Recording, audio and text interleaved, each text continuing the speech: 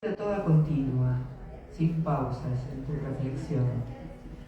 Sí, bueno, primero agradecer a Adriana Rosenberg y a Proa, todo el equipo, por recibirnos aquí, a Caro Roll, que publicó esta serie, que digamos que apostó por esta serie.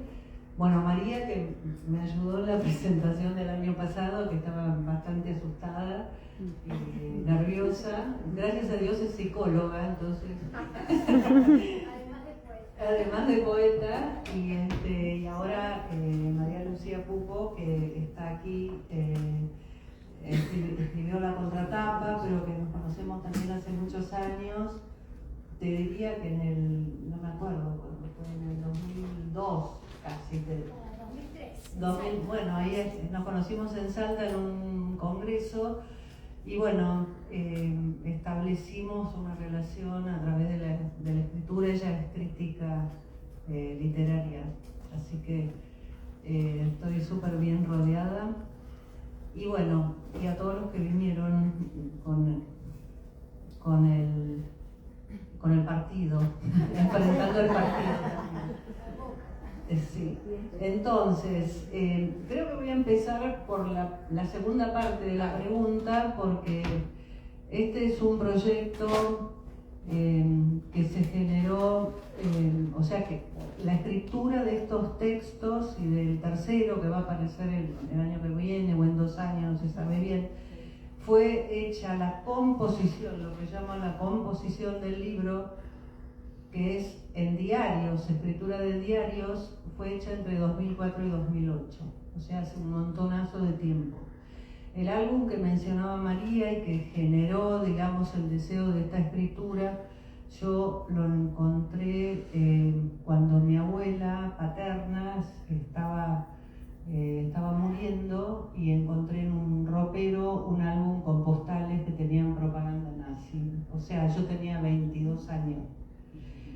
Yo lo saqué de ahí y me lo guardé, sin saber ni siquiera por qué, no sé, me parecía que era algo que había que guardarlo y tenerlo ahí. Entonces, como vivo en New York, el hecho de la caída de las Torres Gemelas me generó la necesidad, digamos, de de empezar a pensar qué significaba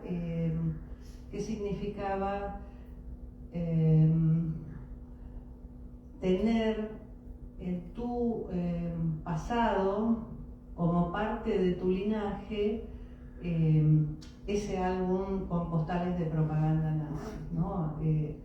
Toda la violencia y especialmente el olor por vivir cerca de las torres me generó como esa necesidad de entrar en averiguar qué era lo que pasaba con mi abuela en relación a los nazis. Y entonces un primo mío me cuenta, empecé a preguntar más o menos en el 2004, y me dice: fíjate que en el campo hay muchos libros en los que tu abuela puso la esvástica. Y entonces el primer tomo de el linaje escondido, está estructurado a partir de la investigación que empecé a hacer de cuáles eran esos libros en los que mi abuela había puesto la esvástica y hasta qué año habían llegado, porque eso era muy importante. Entonces, también ¿Estaba en la tapa?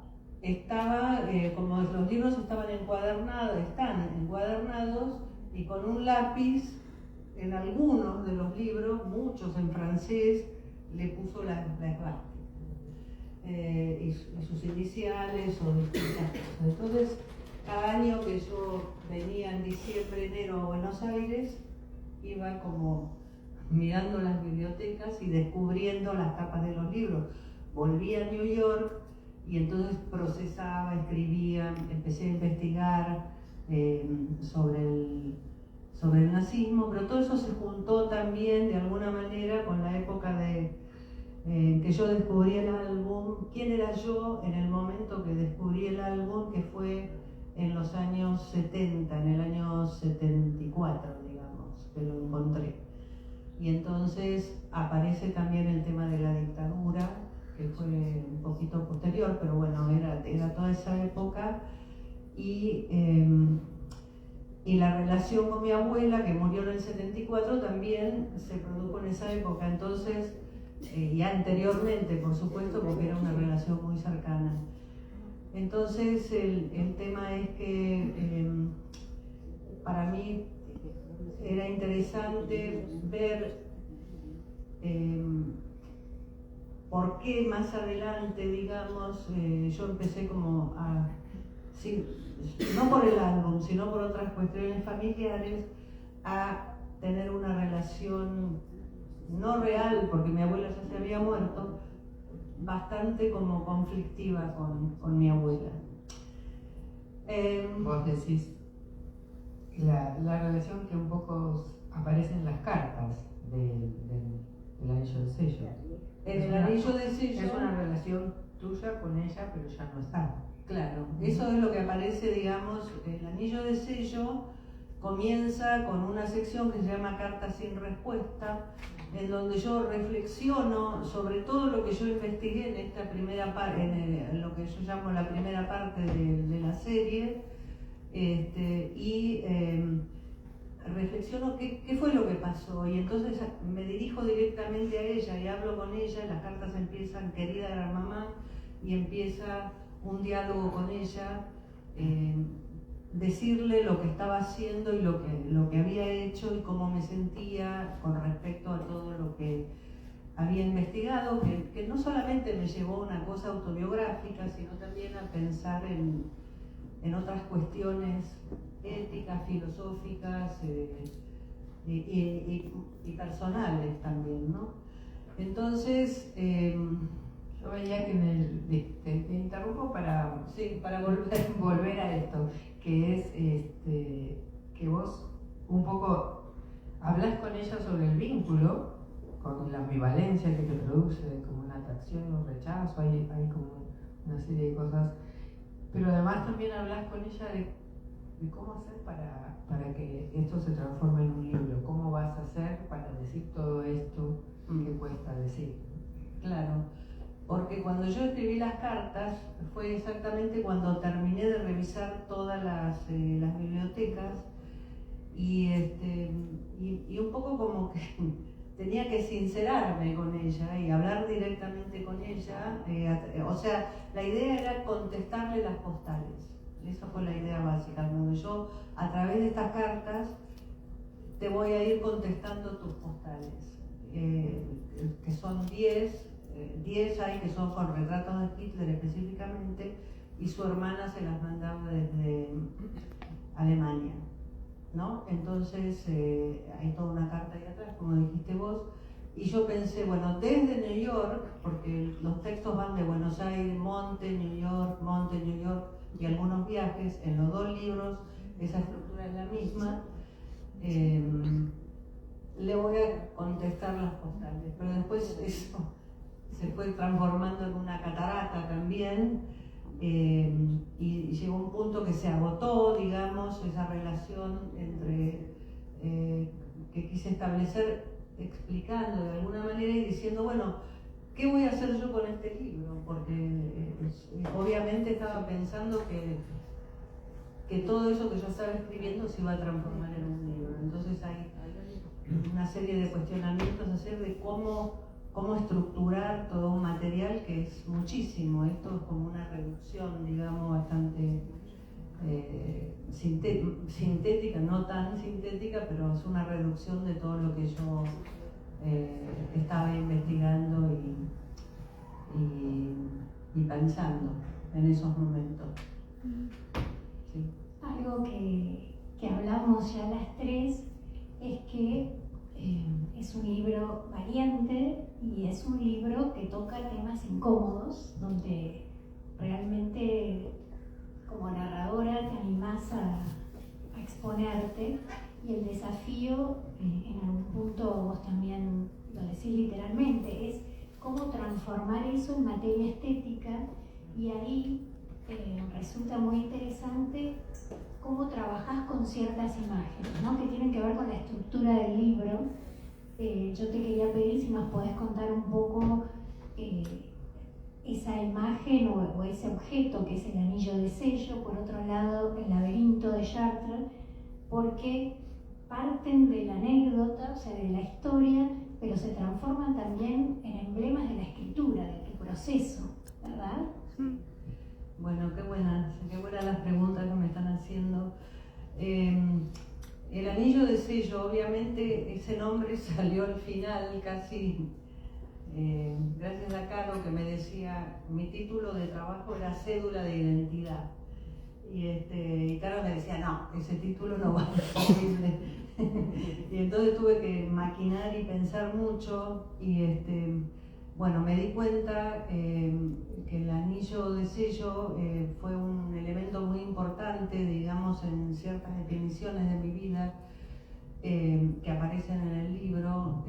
Yo viajé a Europa con mi abuela en barco, y eso sería para un novelista, no para una poeta como yo. Y entonces, en esa época que viajé con ella, yo le pedí que me regalara un anillo de sello. El tema, un anillo de sello con el sello del apellido Semborain, que lo mandó a hacer en Madrid, a donde estábamos. Yo, previamente a ese viaje, me había hecho un aborto a los 18 años. Entonces, eso fue algo como que cambió completamente mi vida y mi percepción de todo lo que me rodeaba, y eso fue en el año 73. Acababa de salir del colegio de monjas, entonces eso empezó a modificar mi mente, digamos, y mi cuerpo, y yo no escribía tampoco en esa época, pero alguna cosita escribí que estaba relacionada. Entonces, el anillo de sello que yo pedí, digamos, de repente pasó a significar qué voy a sellar, qué estuve sellando yo con ese anillo, ¿no? El anillo de sello que sirve para lacrar una carta, certificar la identidad y lacrar el contenido, digamos, para que solamente lo lea el destinatario, pasó a funcionar como un sello, digamos, que a lo mejor yo en mi escritura, digamos, lo interpreto como sellar aquello de lo que no se puede hablar. Entonces aparece, digamos, algunas veces, digamos, esa palabra a través del libro, porque voy enfrentando temas que son bastante fuertes, digamos, no solamente con respecto al tema del aborto, que me marcó en el sentido de que en ese momento, y gracias al libro que leí de Laura Klein sobre el aborto, que fue muy importante en la discusión que hubo sobre el aborto, no me acuerdo en qué año fue, pero no sé tanto, y todavía. Entonces, el libro de Laura Klein me habilitó a pensar, digamos, que una de las consecuencias, no de las consecuencias, sino de las, tampoco es excusa, una de las motivaciones a lo mejor para hacerse el aborto no eran económicas, no eran, no eran de otro tipo, amorosas, sino que era la vergüenza del casamiento de apuro. Y entonces eso me dio mucho para pensar, ¿cómo puede ser que la vergüenza sea más importante que un embarazo y que tener un hijo? ¿Cómo puede ser que la vergüenza te dirija de esa forma? Y entonces eso fue también un disparador para empezar a pensar qué significa que la vida es sagrada, ¿no? ¿Por qué se dice que una vida es sagrada? ¿Qué quiere decir? ¿Qué es la sacralidad de la vida? Eso también entonces derivó en el tema de la violencia, no solamente en la época de la dictadura, sino también en el 11 de septiembre, los 3.000 muertos en mi barrio, que fue lo que en realidad disparó todo esto de lo que estoy hablando, y entender qué quiere decir que la vida es sagrada. Entonces me puse a leer sobre la sacralidad de la vida, textos filosóficos, Agamben, bueno, un montón de cosas. Estaba pensando, mientras decís que no solo estás dialogando con tu abuela, sino que dialogas con muchos autores y muchos textos, con muchos libros. Claro. Estás en diálogo reflexivo todo el tiempo, sí. Especialmente en el anillo de sello, ¿no? Especialmente en este segundo, porque es como una reflexión también sobre lo que yo estaba haciendo. Lo primero era como algo que tenía más que ver con lo familiar, y después este segundo tomo, que tuve el tiempo, otra cosa que es muy importante, tuve el privilegio de que me dieran la beca Guggenheim y no tenía que trabajar en NYU, entonces tuve 8 meses corridos que pude leer muchísimo y pensar y escribir y sentarme a escribir, y no era algo salteado, digamos. Entonces, bueno, este libro tiene que ver con el tema de qué quiere decir que la vida es sagrada, pero al mismo tiempo, qué quiere decir, por qué existe también ese impulso humano hacia la crueldad también, ¿no? Porque no solamente la crueldad hacia el otro, sino también la crueldad hacia uno mismo. Y bueno, también dentro de esto me parece que la mirada está puesta en que pueden coexistir, esta ahí copulativa que vos nombrás, que vos podés ser inocente y culpable al mismo tiempo, amar y odiar al mismo tiempo, ¿no? Lo impiadoso y lo generoso, no sé, está todo eso como mirada y acercamiento a toda esta temática. Exacto, ¿no? Es como que viniendo de la poesía, pero no solamente por venir de la poesía, yo trabajo mucho la ambigüedad, digamos, y me parece que en la vida cotidiana la ambigüedad es parte de no estamos acá y acá o allá, siempre es como una especie de mezcla, digamos, ¿no? Entonces eso, a medida que voy desarrollando los distintos fragmentos, porque es un libro fragmentario, puede ser que vaya para un lado o para el otro, digamos, o que coexistan al mismo tiempo las cuestiones de qué quiere decir ser humano o inhumano, también con todas esas lecturas teóricas de las que, bueno, Sebald, por ejemplo, también leí muchísimo en ese momento, a Borges, Primo Levi, por supuesto, bueno, o sea, era una inmersión en una oscuridad, realmente, que entré en una inmersión en una oscuridad muy fuerte, y creo que por eso el libro perturba, porque yo decidí, mientras estaba haciendo todo esto, ser, si es posible, ser lo más honesta posible en las sensaciones, en las percepciones que uno tiene de uno mismo y del otro, ¿no? Porque siempre como que se atribuye la impiedad, casi que se atribuye al otro, pero esa mirada impiadosa a veces es muy penetrante y muy terrible, de uno al otro, la propia hacia los demás y hacia uno mismo también.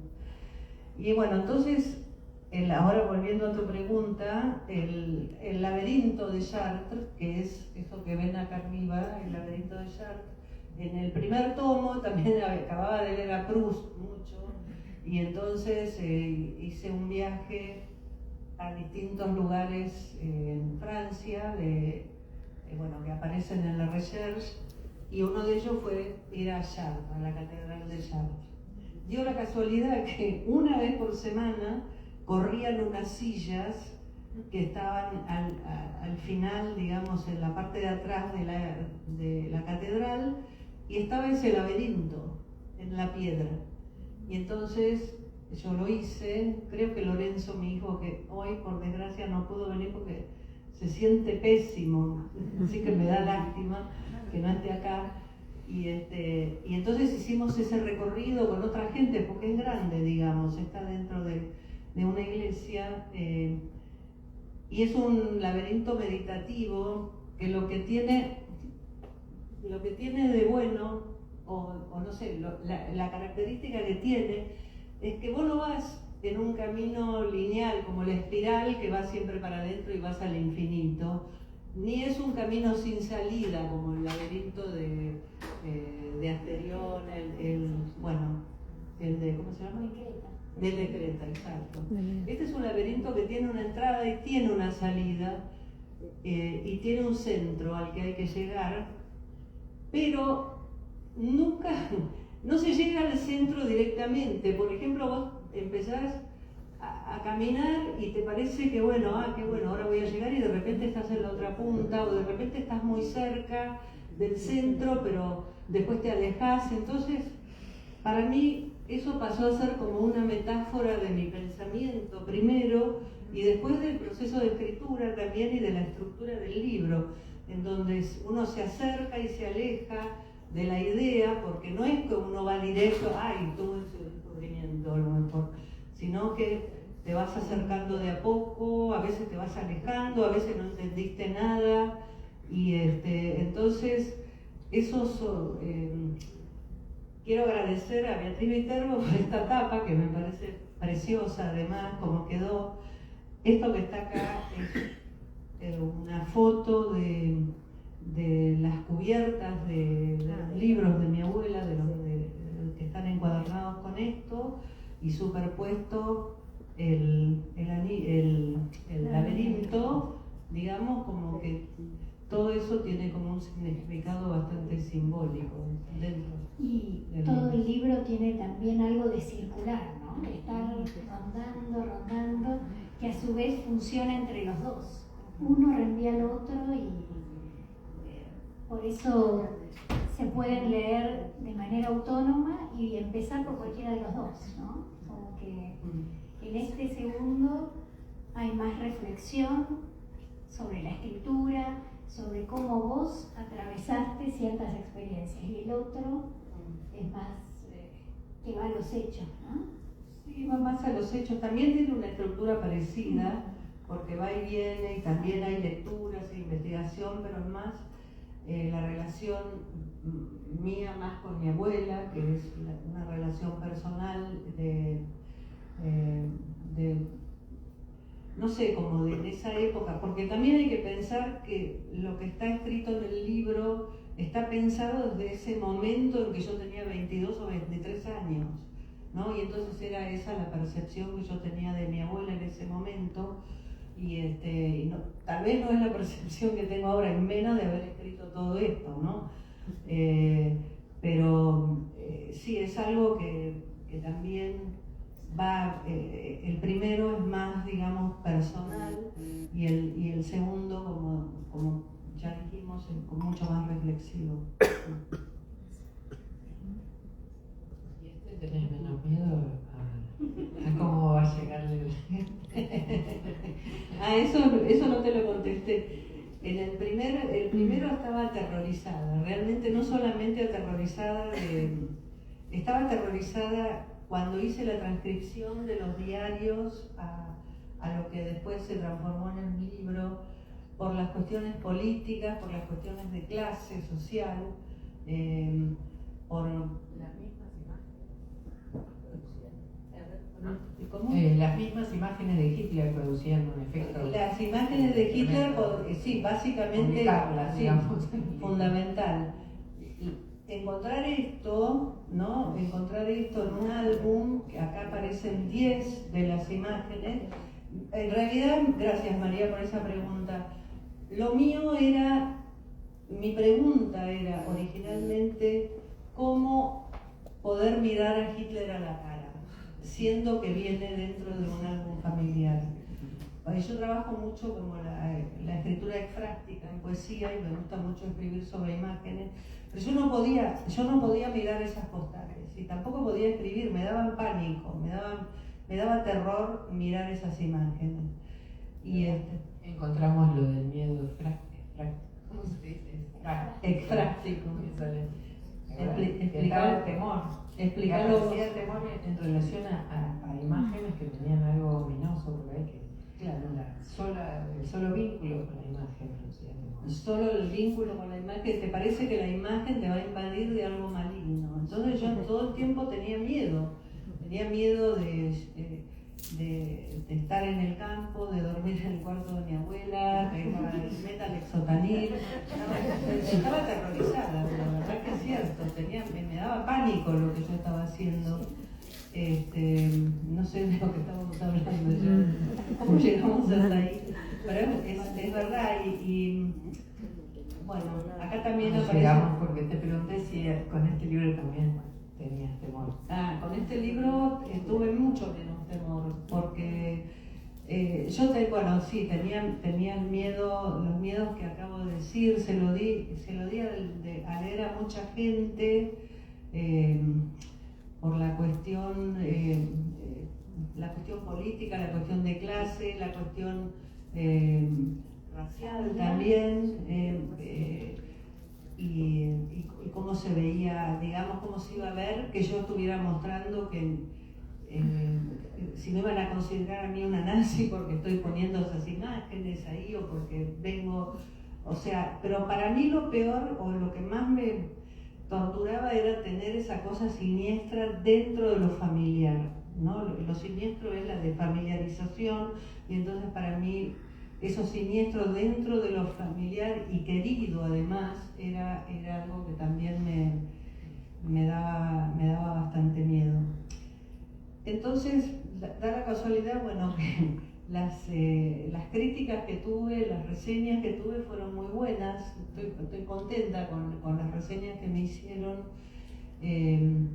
Por el lado familiar hay distintas reacciones, o no leerlo, o leerlo y que sea tan perturbador de que haya hablado de mi abuela que alguna gente no la quiere leer, o otras lo leen y les perturba mucho, o piensan mal de mí porque hablé de este tema de la familia. Pero leí, por ejemplo, tuve una lectura con Rita Krasman, que justamente es una poeta que justamente estaba hablando, su poesía tenía mucho que ver con la familia, que era sobreviviente, y entonces ahí se produjo un diálogo súper lindo entre las dos y con el público también. O sea, hay reacciones muy, muy diversas, pero me tranquilizaron esas reacciones por el pánico, el miedo que yo tenía. Y después había leído también un libro de Agamben, de Giorgio Agamben, que se llama Profanaciones, y creo que en ese libro hay un artículo que se llama El autor como gesto. Y entonces que aparece ese párrafo acá en el anillo de sello, en donde dice que el autor lo que hace es jugarse en su obra, aún a pesar de que su desdicha, de que eso le provoque una desdicha para siempre. Porque el hecho de jugarse en la obra es lo que realmente hace que los libros se lean y tengan un efecto propio. No lo dice eso Agamben, pero eso, jugarse en la obra aún a pesar de la desdicha que te pueda provocar. Sí. Habíamos hablado también que de algún modo los dos textos se inscriben en un tipo de literatura que hoy el concepto nació en Francia, pero creo que atraviesa todas las culturas, que es la de los relatos de filiación. O sea, un hijo, una hija, una nieta que mira hacia atrás su historia y va procediendo en la escritura un poco como el arqueólogo, ¿no? El modelo que Freud aplicó a la mente y que también Walter Benjamin asoció a la memoria, como sacar capas y cuestionar el linaje aprendido y recibido. Esa podría ser una pregunta, ¿cómo estos libros también tienen que ver con eso, con una tarea de rescate, de abrir, de quitar los sellos, ¿no? Y por otro lado, me acuerdo que en CUNY, en Nueva York, una vez en una lectura, te oímos todos los pasajes de Derrida, por ejemplo, Y en ese momento yo te dije, es que vos te armaste otro linaje. Y es un tópico un poco en este tipo de textos, que es la familia que elegimos en la literatura, distintas filiaciones, ¿no? O sea, tenemos lo biológico, tenemos la sangre, pero también tenemos las distintas familias que armamos. Cómo eso también está, porque era hasta una figura paternal, cuando vos hablas del video del filósofo, ¿no? Sí, bueno, ese texto de Derrida, en realidad, no sé, yo escribí mi tesis sobre Gabriela Mistral y no sé dónde escribí, en algún lado que me preguntaron que cada vez que la iba a leer era como ir a visitar a una tía abuela, que no tiene nada que ver con mi familia, digamos, ¿no? Pero la lectura era como ir a visitar a una tía abuela.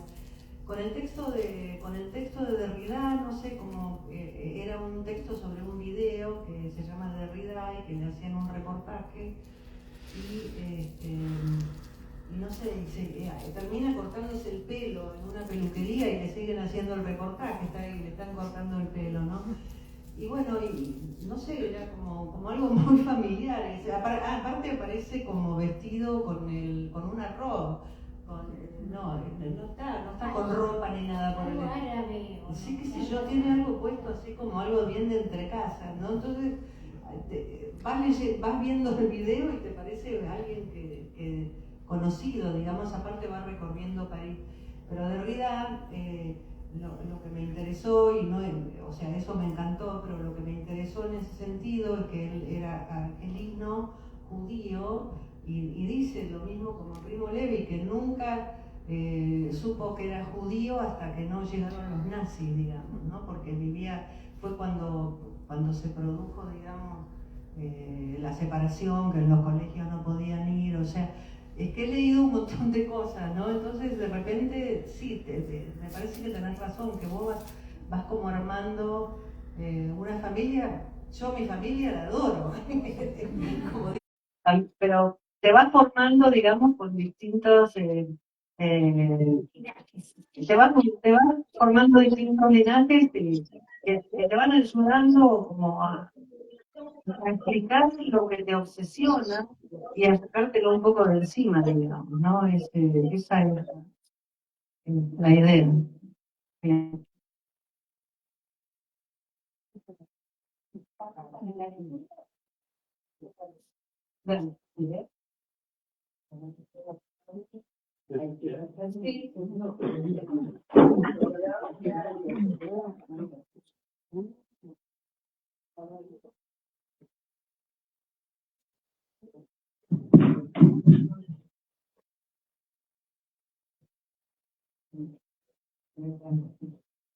¿Te oye ahí?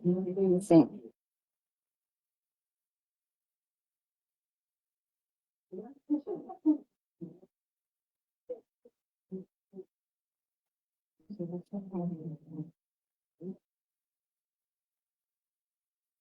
Bueno, hola, sí, espero que lo que les di tenga que ver más o menos con lo que estuvimos hablando. De la primera parte no voy a leer las cartas. Ahora de la sección El anillo de sello. 3 hilos se entrelazan en tu compulsión por hacer visible el álbum con postales de Hitler. El aborto que te hiciste a los 18 años y te abre los ojos es más importante la vergüenza que la vida. Los movimientos sociales de la época que modifican tu manera de ver tus orígenes y te ubican en cierto lugar. Y la actividad artística que a través de la fotografía, hacía fotografía en esa época, te abre la posibilidad de la transformación. En este contexto de tensiones y contradicciones encontrás el álbum.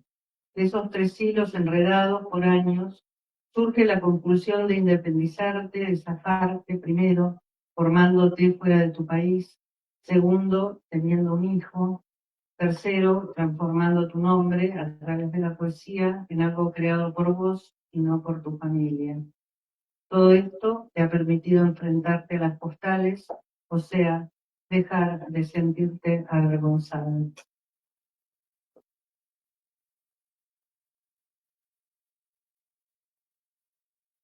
Días pasados releyendo tus escritos de los años 70. Todo lo que vos no considerabas de valor, pero que debías consignar. Textos fragmentarios, poemas legibles o ilegibles, conservados ahora, transcritos en la computadora. Se ha perdido una serie que no sé si podrás recuperar. Afán de ordenar, clasificar fechas exactas, establecer cronologías y dar caras a esas cronologías.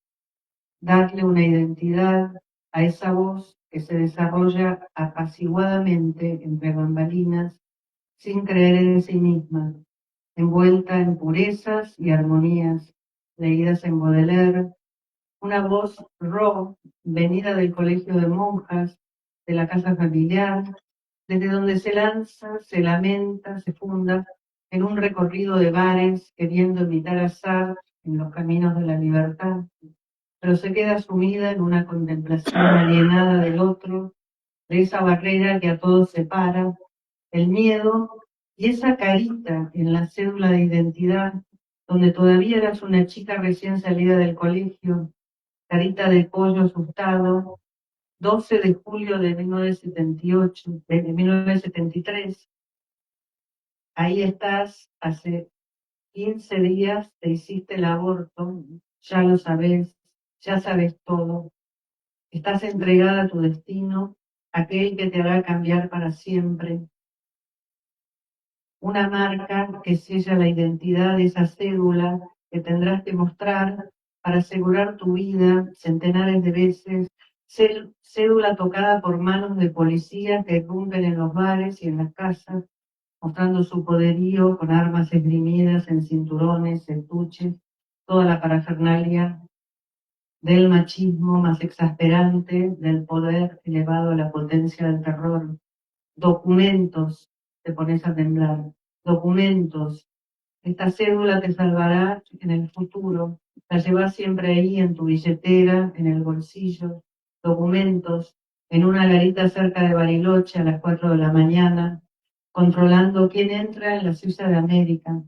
Documentos y te tiemblan las piernas porque sabes que en ese auto hay algo que está fuera de la ley y a tu novio se le ha perdido la hoja de la libreta de enrolamiento que revela su identidad, la hoja de la foto. Hay que revisar el auto. Las piernas te tiemblan, son las 4 de la mañana y hace frío en la garita a la entrada de Bariloche. Tu novio, tu prima y vos, y en un frasco de Glostora la marihuana.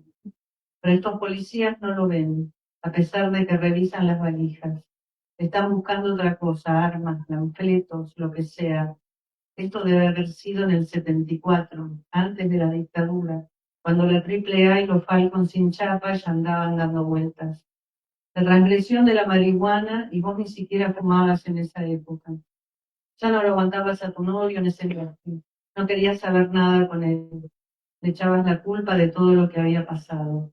Él, por ser más grande, por ser hombre, debería haber sabido, debería haberse contenido.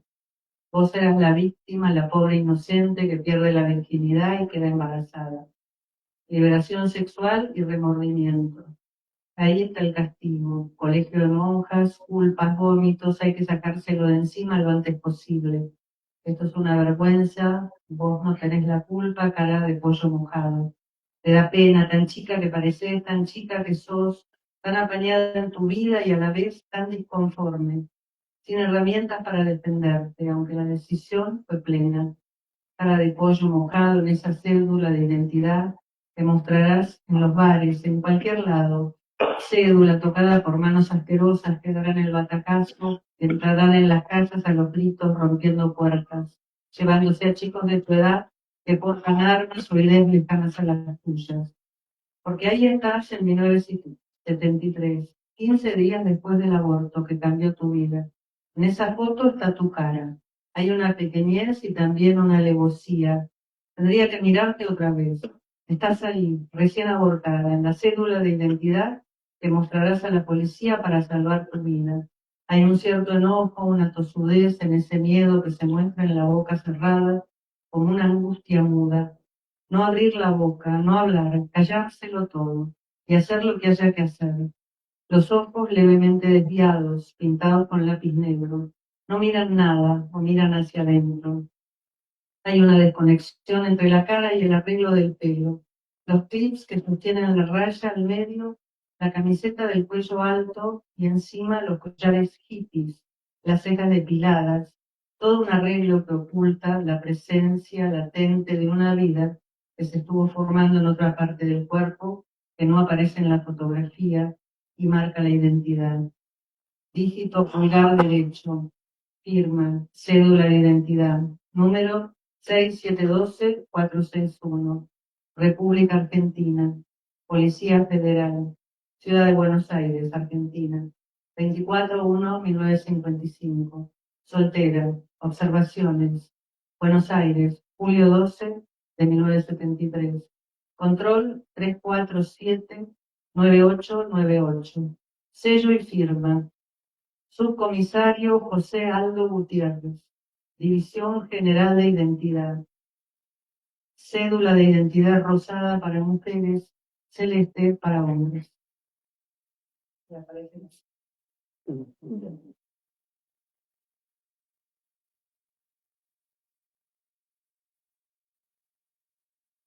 Del laberinto de Jazz, un par de textos, uno que habla sobre el proceso de escritura. Todo esto implica una ampliación, una reverberación del proceso de escritura.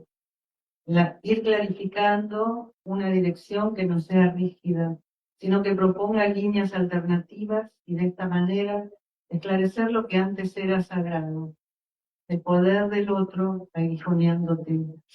Y no es que quieras una dirección precisa, sino deslindar lo que se acerca más hacia tu pensamiento, que es la poesía como investigación. Sumergirse en un glóbulo para desentrañar y desentrañar una forma que surge del mismo proceso y no de una fórmula prefigurada de antemano. Es un recorrido de idas y vueltas que asimismo se construye a medida que va sucediendo, en donde se va encontrando una voz y una modalidad particular de expresión. Dentro de ese recorrido hay límites, pero a su vez forma parte de una red de colecciones que lo sostienen y le dan y le quitan. Lo importante es que no sea una estructura sofocante o completamente esquizofrénica, en la cual las voces enloquezcan los límites, además del viento, o las penetraciones, o las indiferencias, o los micrófonos, o la insolencia, o lo sagrado del otro, pero nunca tuyo, o las profanaciones en su camino, al círculo que circunscribe lo que debe y no debe ser, la gramática del ojo, el suelo, el cemento, el pasto que crece en las grietas de cemento. ¿Dónde habrá quedado ese poema?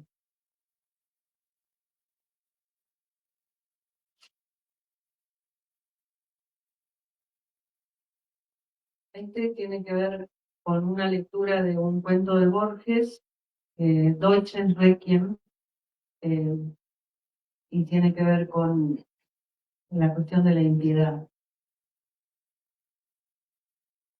Hay una idea del olfato en Nietzsche que determina una ideología. El olor es intolerable. Para no sentir ese olor, el olor de los cuerpos en descomposición, para eliminar esa visión descalabrada de huesos, los nazis idearon el envenenamiento masivo y la cremación de los cuerpos. ¡Uy! Me salió esta palabra, cuerpo, cuerpo hueco, como si nada hubiera dentro más que una masa de huesos y músculos, un cuerpo sin sensaciones ni humanidad, cuerpo vaciado. Y este no es un juego retórico. Así salió al pensar en los nazis y la sensación del cuerpo que hace de nosotros el resultado de la impiedad. Borges siguió una tortura intelectual como la de Funes el Memorioso, no poder olvidar una idea obsesiva. Y es justamente lo que dice Jean Améry de la tortura. El dolor de la tortura es algo que nunca se puede olvidar, queda grabado en la memoria para siempre. Si Borges no dedicó su personaje a una tortura física, su intuición de los efectos de la implacable repetición que no permite el olvido, acertada. La única respuesta posible parece ser el suicidio, ante por un lado la incapacidad de olvidar el dolor y por el otro el horror ante la impiedad. Hay dos movimientos aquí, el despiadado y la víctima de la impiedad. En los dos se desenvuelve un cuerpo vaciado de humanidad, el cuerpo inhumano. Tenés ganas de vomitar ahora.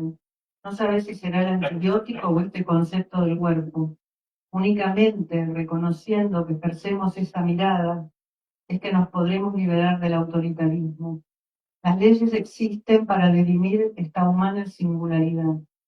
Decir que el otro es un animal no lo asimila a vos, a tu capacidad de ejercer tu humanidad. Mirar al otro como un cuerpo, que puede ser judío, blanco, negro, indígena, mujer, viejo, deforme, sí. Cuando ves el cuerpo del otro, ¿qué ves? O mejor dicho, cuando mirás al otro como cuerpo, ¿qué ves? La mirada depende de la posición de poder. Cuanto más poder, más impiedad. El cuerpo es el cuerpo vaciado de singularidad. Un cuerpo puede ser cualquier cuerpo. Hay una percepción humana que lo generaliza. Se considera la parte por el todo. El pulgar, por ejemplo, por todo el cuerpo. El pulgar es la sinécdoque de lo que es toda la persona. ¿Cuál es la parte que define el todo? No es solo el lugar en donde estás, sino el lugar en donde el otro te pone, dependiendo del poder que tenga sobre vos. Desentrañar esa mirada, esas miradas que te transforman en cuerpo, esa mirada que hace que vos mires a los otros como cuerpos, es el objetivo de este trabajo. La mirada autoritaria sobre el cuerpo, la mirada del que ejerce el poder. ¿Serás vos alguien malísimo, malísima? Hasta ahora habías visto la mirada del otro sobre tu cuerpo.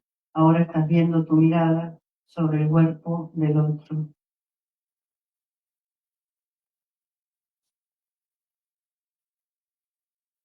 Y para terminar,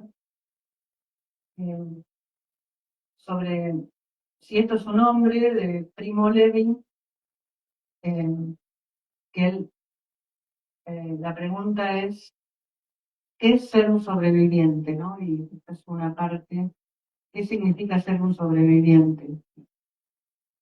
Entonces, acá escribo yo como parafraseando. ¿Cómo no rendirse? ¿Cómo restituir la persona cuando la mirada te expulsa como un vómito inmundo? Es gritar un gran no. No, no me van a ganar. Voy a resistir, dice Primo Levi. Voy a resistir esa mirada y aunque no tenga esperanza, aunque sea una cosa inmunda que hiede, yo soy aquel que fui, yo soy el químico, yo soy el investigador, yo soy quien soy, dice Primo Levi. Y es ahí exactamente en donde la vida se rescata, en ese momento, no dejar que aún a pesar de las circunstancias, el otro completamente te pulverice, te aplaste como una cucaracha y te saque los dientes de oro o la piel y el pelo para aprovecharse de vos. Ese no es la única manera de no caer ante la fuerza superior de la mirada autoritaria, aunque es justamente a veces esa posición la que asegura tu supervivencia.